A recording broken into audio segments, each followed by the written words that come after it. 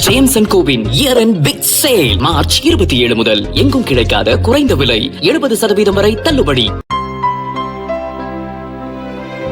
இனிமே கண்ணை மூடிட்டு கடலை எண்ணெய் வாங்கலாம்.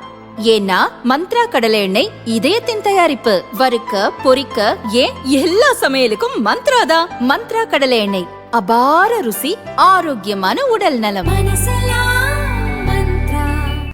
தவணை முறை திட்டம், ஈரோடு சம்பத் நகர் வணிக வளாகம், பழைய குடியிருப்புகள் மறு மேம்பாட்டுக் கொள்கை உருவாக்கப்படும் என்பது உட்பட சில அறிவிப்புகளுக்கு அரசாணை பிறப்பிக்கப்பட்டு பின்னர் ரத்து செய்யப்பட்டன.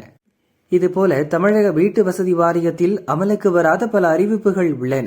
அவற்றை பார்க்கலாம்.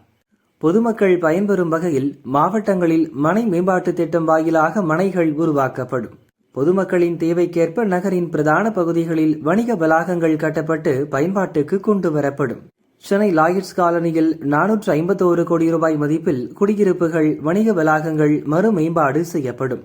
வாரிய திட்ட பகுதிகளில் குடியிருப்போர் நல சங்கங்களுக்கு உதவும் வகையில் வீட்டு வசதி வாரிய திட்ட நிதியிலிருந்து கார்பஸ் ஃபண்ட் எனப்படும் மூலதன நிதி உருவாக்கப்படும். வீட்டு வசதி வாரிய திட்டங்களில் கிடைக்கும் லாபத்தில் 2% தொகையை ஒதுக்கி நலிந்த பிரிவினருக்கான நலத்திட்டங்களை செயல்படுத்த CSR நிதி உருவாக்கப்படும். பொருளாதாரத்தில் நலிவுற்ற குறைந்த வருவாய், நடுத்தர வருவாய் பிரிவுகளில் வீடு வாங்குவோருக்கு தவணை முறை திட்டம் மீண்டும் செயல்படுத்தப்படும். திருமழிசை திட்ட பகுதியில் பொது மற்றும் தனியார் பங்களிப்புடன் 16.92 ஏக்கர் பரப்பளவில் 1280 கோடி ரூபாய் மதிப்பில் ஒருங்கிணைந்த குடியிருப்புகள், வணிக வளாகங்கள் கட்டப்படும்.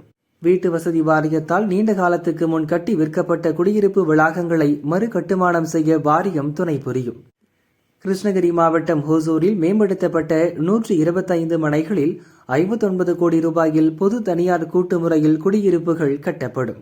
ஈரோடு மாவட்டம் சம்பத் நகரில் 34 கோடி ரூபாய் மதிப்பில் தனியார் பங்கேற்புடன் கூட்டு முறையில் அடுக்குமாடி வீடுகள் கட்டப்படும். சென்னை முகப்பேர், காஞ்சிபுரம் பல்லவன் நகரில் தனியாருடன் இணைந்து கூட்டு முறையில் அடுக்குமாடி வீடுகள் கட்டப்படும் என பல அறிவிப்புகள் கிடப்பில் உள்ளன.